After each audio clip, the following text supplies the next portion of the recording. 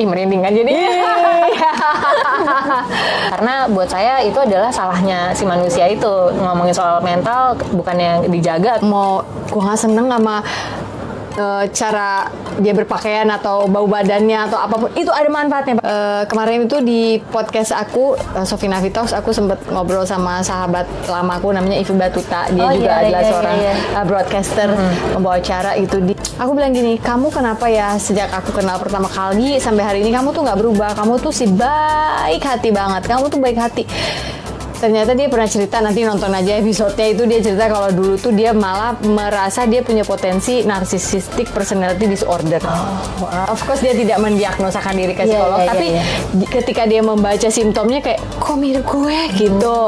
Jadi dia merasa bahwa akhirnya ketika dia mengalami sebuah terobosan dan dia berubah, dia menjawabnya, kenapa lo bisa baik hati banget? Dia bilang, karena gue sudah sampai pada satu level pemikiran di mana gue merasa semua orang itu ada manfaatnya buat gue. Mau baik, mau buruk, mau gue gak seneng sama cara dia berpakaian atau bau badannya atau apapun, itu ada manfaatnya pasti orang itu buat gue, gitulah. Bisa kayak gitu ya. Itu bagian masalah bau badan dan apa itu adalah exaggerationnya aku aja, tapi aku menangkapnya itu dari dia. Mau siapapun juga dia bisa gitu. Intinya dia ada penerimaan yang tinggi gitu. Karena dia merasa diterima mungkin gitu. Karena dia merasa diterima gitu, dan akhirnya ketika dia merasa diterima itu muncul sukacita. Muncul sukacitanya, dia tahu bahwa aku tuh disayang ya sama Allah, sama Tuhan ya, luar biasa. And then I said, yeah, that's why aku berteman sama kamu. Aku sangat melihat kamu itu justru jadi yang megangin lampu buat orang selalu.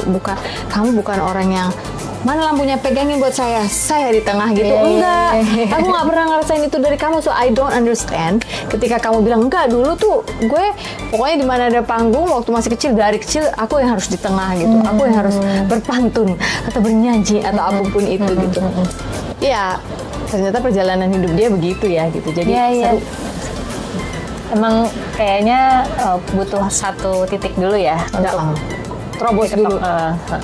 Dan itu menurut saya cuma bisa diterobos kalau kita izinkan Tuhan masuk. Kenapa saya bilang izinkan? Walaupun dia berdaulat dan dia maha kuasa, I truly believe dia itu gentleman. Dia sangat lembut sekali, tidak akan memaksa sampai kita kejut-kejut gitu, nggak akan. Justru dengan sangat lembut dia akan mengetuk terus untuk bilang, hey, boleh nggak aku masuk sekarang ke dalam kehidupanmu?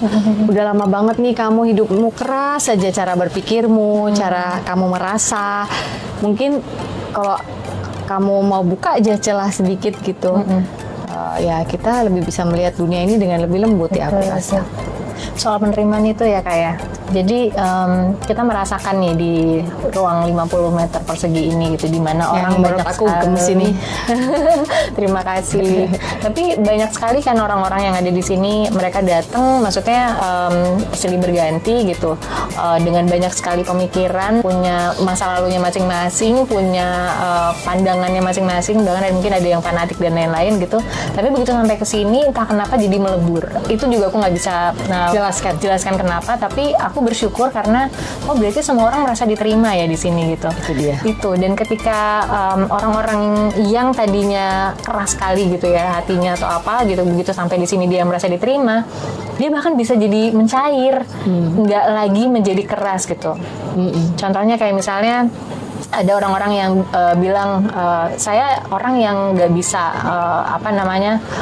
bicara soal kesehatan mental kayak gitu kan, karena buat saya itu adalah salahnya si manusia itu. Ngomongin soal mental bukannya dijaga atau itu maksudnya ada sesuatu yang sebetulnya kita bisa kontrol kayak gitu kan, tapi kan untuk orang-orang yang mengalami itu nggak bisa dikontrol ya kan gitu. Tapi begitu sampai ke sini ketemu dengan orang-orang yang mengalami sendiri gitu, memang ada ya gitu. Jadi dia melihat sendiri gitu, dan mungkin melihat bahwa ya ternyata normal-normal aja kalau diterima gitu. Itu sesuatu yang wajar, dan kalau kita terima justru itu menjadi ruang bertumbuh buat orang-orang yang mengalami kondisi mental yang mungkin kurang sehat atau apa kayak gitu. Iya benar sih. Menurut aku memang ketika kita sudah menerima sukacita dari Tuhan itu, kita mengakui dan menerima, jadi admittance dan acceptance. Baru deh kita menjadi pembawa terangnya Tuhan gitu. Kita nggak, kan kita profesinya, identitas profesinya kan bukan sebagai pengkhotbah atau ustadz atau apalah katakannya, atau preacher gitu. Kan nggak perlu kita harus menjadi preacher demi itu. Menurut aku dengan how we treat people, bagaimana kita bertingkah laku keseharian kita, itu sudah lebih dari cukup untuk menunjukkan bahwa karena kita dicintai, maka kita bisa mencintai orang lain. Karena kita diterima, saluran aja ya, untuk menyalurkan si kasih itu yang sebetulnya udah kita terima. Kita ngerasain efeknya kayak gimana, sukacitanya kayak gini rasanya. Kita pengen menyalurkan sukacita itu juga. Bahkan kita nggak ngapa-ngapain, kita masak aja gitu. Orang ngerasa kok enak ya kalau deket dia. Kok kamu yang ngeramu sambal misalnya kok enak ya, padahal ya sama aja kok resepnya gitu kan. Tapi itu kerasa. Kalau aku pikir gitu kali ya. Saluran, iya bener saluran. Dan begitu saluran itu kita tutup lagi, aduh sorry deh, aku lagi kecewa sama hidup. Udah, maaf ya Tuhan, agak di sini aja karena aku mau figure this out on my own. Dan kita akan overthinking, terus nggak nemu jawabannya. Kita susah lagi untuk mencintai dan melayani orang. Bener. Kerannya kita tutup. Iya, bener. Aku pernah mengalami itu Kak soalnya. Jadi benar-benar kita semua deh. Iya benar ya. Dan nggak enak kan? Nggak enak. Tapi mau keluar kok susah gitu ya. Iya. Karena kita tutup. Gimana cara bukanya Kak? Ya bener-bener ada di satu titik di mana kita tahu ini udah impossible. Kalau pekerjaan yang impossible itu udah pasti Tuhan yang mengerjakan sih. Emang harus ada di titik itu dulu ya. Harus ada di titik impossible-nya dulu ya. Baru iya juga ternyata nggak kekuatan aku, ternyata kekuatan bukan Tuhan kekuatan juga. aku. Kayak lagunya Glenn Fredly. Apa tuh? Dan bila aku berdiri tegar sampai hari ini, bukan karena kuat dan hebatku. Jadi bukan karena kuat sama hebat kita. Nih ada yang nyiptain kita, udah bikin programnya. Kalau kita tolak terus keras gitu. Kalau aku sih merasanya begitu. Ih, merinding aja nih.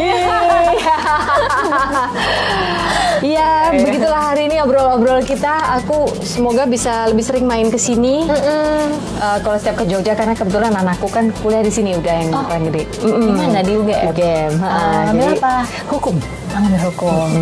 Wah, moga-moga. Kayak Mas Iksan juga hukum, ngambil hukum. Iya, aku juga sebenarnya. Aku lawyer yang nggak praktek ini. Halo, ada tamu. Hai. Ya sudah, kalau begitu kita tutup aja dulu. Oke guys, kita ketemu lagi. Jangan lupa beli bukunya dan jangan lupa datang ke Bumi Buana. Yang tulisannya pakai V. Pakai V. Iya, seperti Bulgari. Iya benar. Iya. Iya. Bye, thank you ya. Dadah. Ada tamu.